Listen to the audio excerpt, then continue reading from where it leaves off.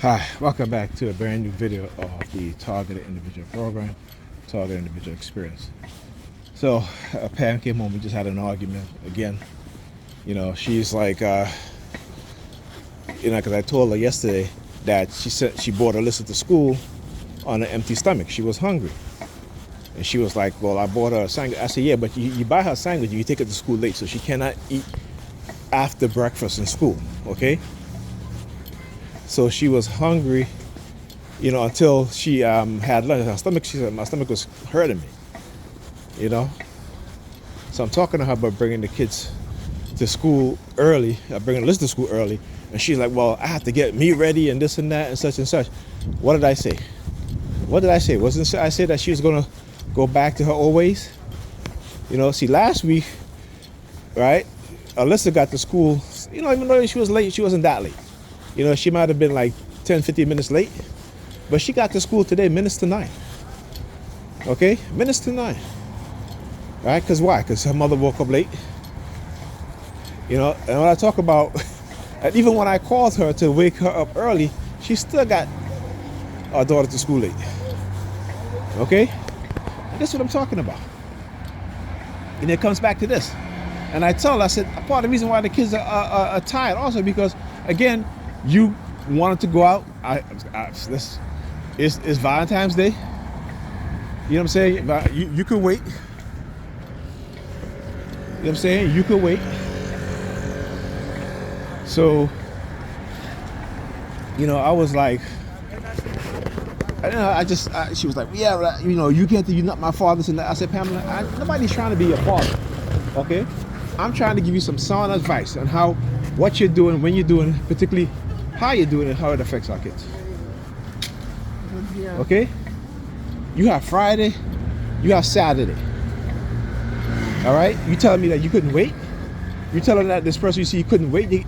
You want, again, women who will do this for a man and ignore their kids and abandon their kids. She does, so of course they're going to be up partying. So she was like, well, you could have stayed. I look at her like, are you kidding me? I said, I'm not that guy. I keep telling you that I'm not that guy. Stop trying to turn me into that guy. I don't know what they'd be telling you, but I am not that guy. You ain't going to turn me into that guy. That's never going to happen. Okay? And so, I was like, whatever. I said, I was like, whatever. I said, you're lucky. Because she was like, well, there's no law that tells me I can't leave the kids or however long. I said, you're just lucky we live in New York State. All right? Your ass is lucky. Because you was living in another state, you wouldn't be doing what you're doing. Okay?